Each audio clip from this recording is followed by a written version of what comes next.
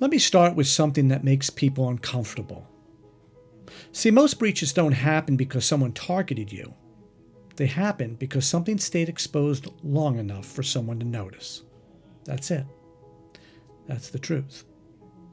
Attackers aren't hunting companies, they're harvesting exposure, and the only thing exposure needs to turn into compromise is time. See, that's where risk actually lives. When I talk about exposure drift, I'm talking about how environments naturally decay. Assets get added, ports get opened temporarily, subdomains get spun up for testing, APIs get exposed for integrations, cloud services get configured fast and never revisited. No one makes a decision to leave things exposed forever. Ownership just fades. And that creates the exposure window. Here's the key thing to understand. Exposure isn't dangerous because it exists. Exposure is dangerous because it persists quietly. Attackers don't need 0 days for that. They don't need sophistication. They need patience. They let exposure age. This is where the attacker mindset completely diverges from the defender mindset. Security teams ask, are we secure? Attackers ask, how long has this been open? They don't wake up and say, I'm going after this company today. They say, what's exposed right now that no one is paying attention to? That's the entire model. Let me give you a very common real-world example. A company spins up a subdomain, dev, staging, test, old API, something like that. It's used for a project, the project ends, then the team moves on. But the asset doesn't go away. Weeks pass, months pass, sometimes years. Security teams are watching production. Attackers are watching what everyone forgot. That's the exposure drift doing exactly what it always does. Open ports work the same way. An open port doesn't get you breached immediately, it gets you breached eventually. The port opens during deployment. No exploit exists yet. It doesn't look urgent. Then weeks or months later, a new exploit drops. Automated scanners update within hours.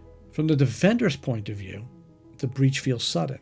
From the attacker's point of view, it was inevitable. The exposure window wasn't already there. The clock was already ticking. See, this is why breaches always feel like they come out of nowhere. They don't. The exposure existed long before the incident. It just wasn't being watched. Even when you look at more breaches, MOVEit is a great example. The story isn't brilliance or magic hacking. It's exposure at scale. Internet-facing systems, long-lived exposure, high trust, mass enumeration. The vulnerability mattered, but the exposure window mattered more. Here's something else that rarely gets talked about. Attackers don't celebrate clever hacks. They celebrate silence. They look for things that haven't changed in a while, look abandoned, or still unpatched, don't seem to have an owner. They think in terms of freshness and neglect, not brand names. This is why I keep saying the exposure window is the real problem. Risk doesn't spike the moment exposure appears. Risk accumulates over time. The longer something stays exposed, the more scanners see it, the more lists it ends up on, the more automated pipelines touch it, and the more likely someone eventually notices you. That's how compromise actually happens. And here's the hardest truth. Your environment naturally drifts toward exposure unless you actually fight it. That's not a failure, that's physics. Infrastructure changes constantly, ownership decays, visibility lags. Attackers know this. They build their entire business model around it. So when I talk about exposure drift, I'm not talking about fear. I'm talking about reality. Attackers don't break in. They wait things out. And most organizations don't get breached because they were careless. They get breached because something stayed exposed just a little too long. That's the exposure window. And that's where adversaries live.